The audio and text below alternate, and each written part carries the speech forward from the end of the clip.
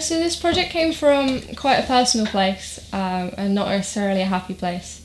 So me personally, I was diagnosed with bipolar when about 5 years ago, maybe more. And I've learnt how to deal with that through various different therapies and stuff, and I've managed to find a way to kind of live my life in a better way. But I still occasionally have depressive episodes.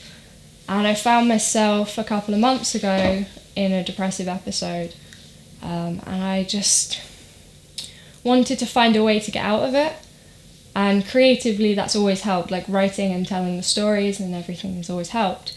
But I went to the doctor and I found myself very frustrated at the doctors because they would either ignore it or try to give me medication.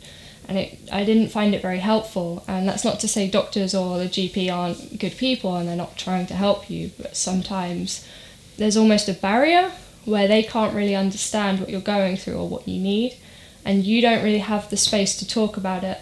So I wanted to create an open space for people to talk about it and express how they feel. 15 years of my life I spent as an alcoholic.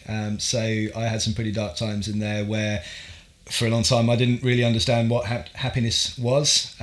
So I had no way of articulating how I felt at the time. And so I, like many people, turned to, drink and drugs and so forth to try and alleviate how I was feeling inside. And I had nothing as an anchor point that I could use to sort of, reconfigure what, happiness was for myself. And so having this really beautifully articulated story that was such a wonderful and uplifting tale and put things very straightforward. It's a story that nobody can misunderstand. It's really beautifully articulated, and so that really touched on something. I thought, well, if I'd read that, in my sort of darkest days, that I think would have given me such a huge lift that I wasn't the only person feeling like this. So it was massively important, and that was another big reason why I wanted to get involved.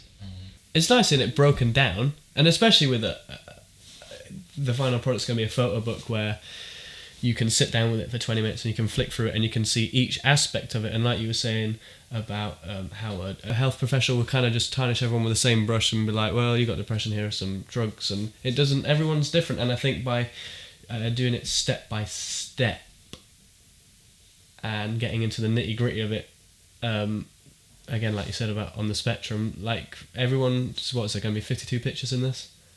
Out of those 52 pictures, they might find 5 pictures they really affect them, and I think that's our job done at the end of the day.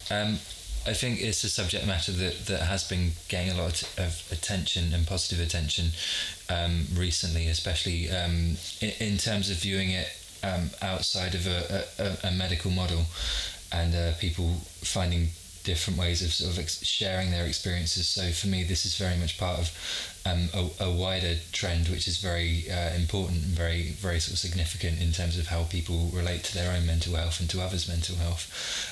It's for me, it's very much about sharing awareness of this stuff, and just learning to understand one's own self and create a space within that isn't just about here are some pills, this is the way to relate to it. I think creativity and sort of sharing your experiences, it can be all you need. It can be complementary. It's not going to hurt you. Sharing your experiences isn't going to hurt you. And I feel that projects like this, which allow people to relate to it on a very sort of personal way, or it's a very universal story, so people can take from it what they will.